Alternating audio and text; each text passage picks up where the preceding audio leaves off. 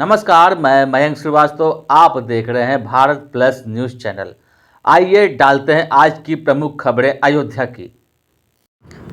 अयोध्या के थाना महाराजगंज क्षेत्र के दलपतपुर गांव में गाड़ी खड़ी करने के विवाद ने हिंसक रूप ले लिया। मामूली कहासुनी के बाद एक पक्ष ने दूसरे पक्ष पर फायरिंग कर दी, जिससे 3 लोग घायल हो गए। बताया जा रहा है कि एक दिन पहले गाड़ी खड़ी करने को लेकर दोनों पक्षों में विवाद हुआ था। शनिवार सुबह इसी बात को लेकर फिर से कहासुनी हुई, जो अचानक बढ़कर हिंसा में बदल गई। आरोप है कि भीम सिंह, मुकुल सिंह और अखिल सिंह ने मिलकर दूसरे पक्ष के घर पर धावा बोल दिया और फायरिंग शुरू कर दी। इस फायरिंग में ऋषि सिंह के बाएं पैर की एड़ी में गोली लग गई, जबकि अभिषेक सिंह और उसकी मां के सीने के पार छर्रे लगे। और घटना के बाद तीनों घायलों को तत्काल सामुदायिक स्वास्थ्य केंद्र CHC ले जाया गया, जहां प्राथमिक उपचार के बाद उन्हें राहत मिली। और घटना की जानकारी मिलते ही पुलिस मौके पर पहुंची और जांच शुरू कर दी। SP ग्रामीण बलवंत चौधरी के अनुसार मामले में नागचम आरोपियों के खिलाफ जानलेवा हमला करने का मुकदमा दर्ज कर लिया गया है। पुलिस आरोपियों की गिरफ्तारी के लिए लगातार दबिश में रही है। आज थाना महाराजगंज पर दलपतपुर ग्राम के रहने वाले राजेश सिंह ने पहुंच करके सूचना दिया कि जब सुबह वो अपने घर पर मौजूद थे, उसी समय इनके विपक्षी हैं भीम सिंह, मुकुल सिंह और अखिल उर्फ झुन्ना, इन लोगों ने आकर के कल गाड़ी खड़ी करने को लेकर एक इन सब के बीच में विवाद हुआ था, उसी को लेकर के आज फिर गाली गलौज करना शुरू किया। इनका ये भी कहना कि जब हमने गाली देने से रोका तो भीम सिंह ने हम सब के ऊपर फायर किया और इस फायरिंग में इनके लड़के ऋषि सिंह के एड़ी में गोली लगी है। इस सूचना पर तत्काल सुसंगत धाराओं में अभियोग पंजीकृत करते हुए मौके पर पुलिस पहुंची थी।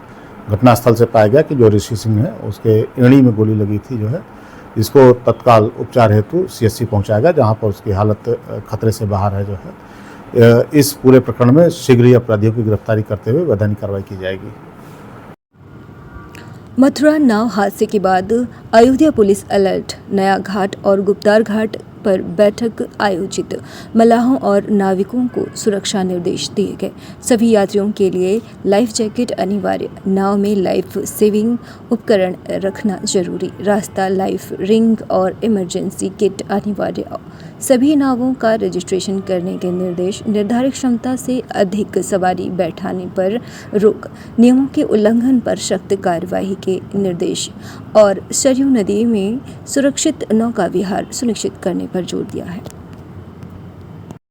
आज दिनांक 11 अप्रैल 2026 को जनपद अयोध्या के कोतवाली अयोध्या एवं थाना कैंट में वरिष्ठ पुलिस अधीक्षक महोदय के निर्देश के अनुसार नाविकों के साथ बैठक की गई, जिसमें मुख्यतः जो हमारे श्रद्धालु आते हैं या जो स्नान करने के लिए और उसके पश्चात नौका विहार करने के लिए नदी सरयू नदी में नाव का प्रयोग करते हैं, उनकी सुरक्षा के दृष्टिगत विस्तृत निर्देश दिए गए।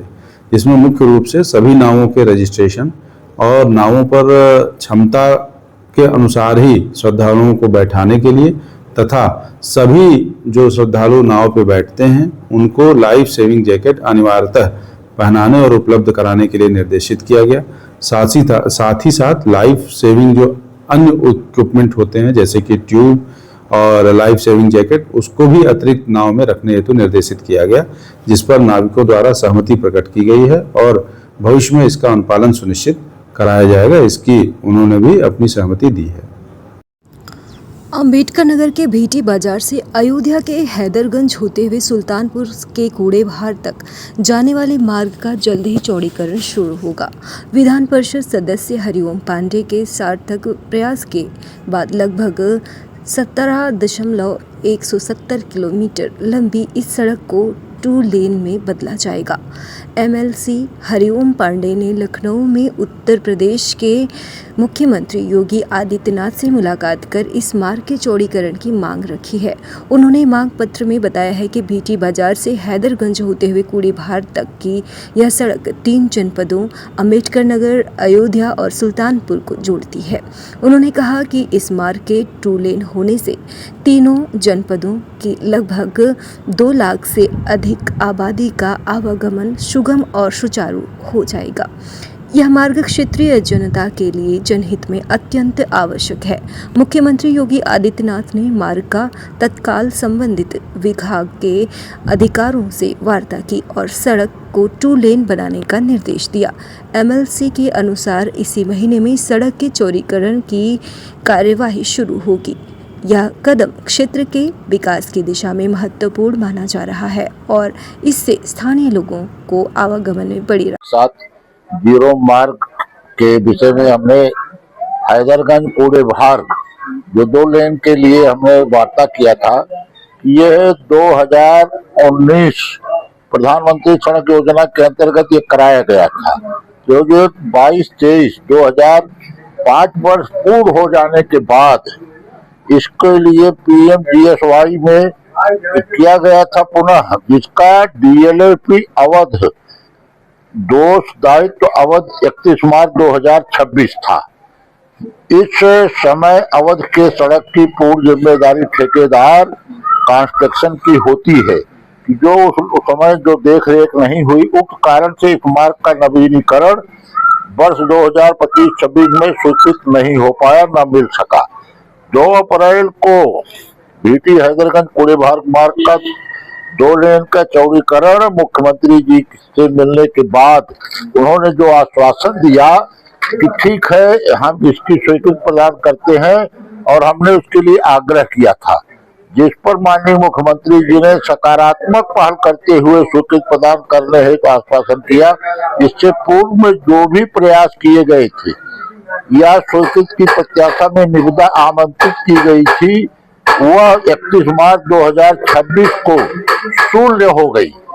और क्षेत्रवासियों के आवागमन की दृष्टि को देखते हुए, क्योंकि ये 2-3 जनपदों को जोड़ती है सड़क, अम्बेडकर नगर, अयोध्या और सुल्तानपुर को अति महत्वपूर्ण होने के नाते यह 2-3 निर्वाचन क्षेत्रों को भी जोड़ती है, इसलिए महत्वपूर्ण सड़क थी। और हमने महाराज जी से हमने विनय किया और उन्होंने इसकी स्वीकृति की प्रत्याशा में स्वीकृति प्रदान की।